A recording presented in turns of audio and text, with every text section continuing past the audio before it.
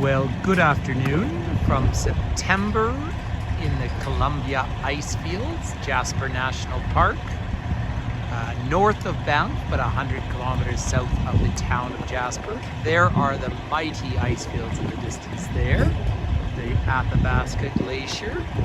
And I'm up by the Icefield Center. This is where people go on the tours out onto the ice, which is another conversation for another day.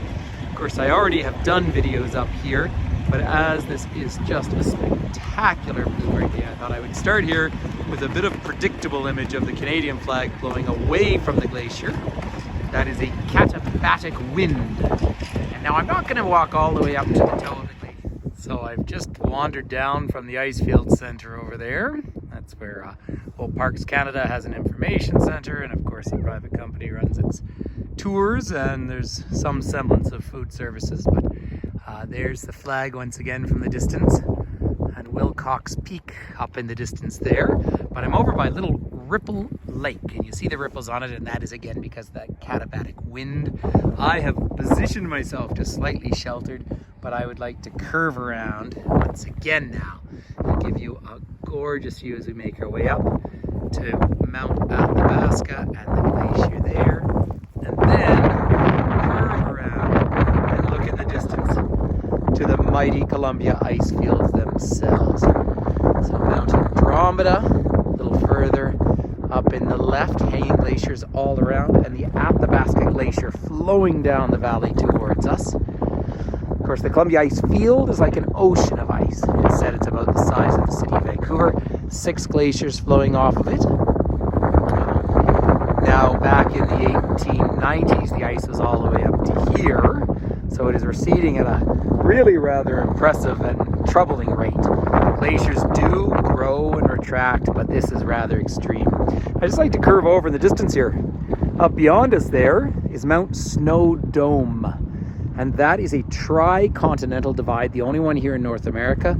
Snow can melt on the top of that and flow down to the Pacific Ocean in British Columbia, flow up to the Arctic Ocean via the Athabasca system and Mackenzie, or through the Saskatchewan system and out into the Atlantic Ocean via the Hudson's Bay. So that's incredible. The forest in the distance there is extremely old, 650, 700-year-old trees.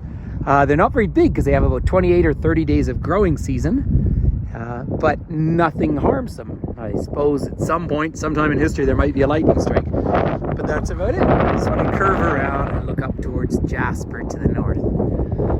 Now, if you'll join me, I'd like to walk a little bit closer to the glacier and just give you a slightly different view. So off we go.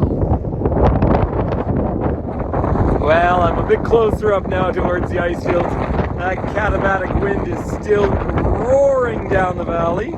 Show you a bit of the scientific equipment happening down along here. Monitoring, wind, humidity, snowfall, and all the things as we watch this glacier recede and recede and recede, which really means melt, of course, but it's still pretty spectacular to see. You don't really want to see the glacier getting too dirty, though. Usually they melt from the underside, but now when they get dirty, they're melting from the top. But what a beautiful day all the same. Curve up there, another fabulous view. Mount Athabasca, and Andromeda in the distance. And I just wandered up to a stream, and I was actually drinking some of the water out of it, but just about blew the gimbal over and everything, so I think this is probably the limit I'll get to, although I do want to point over on the right hand side, the lateral moraine there, all the debris that's been pushed to the side by the glacier.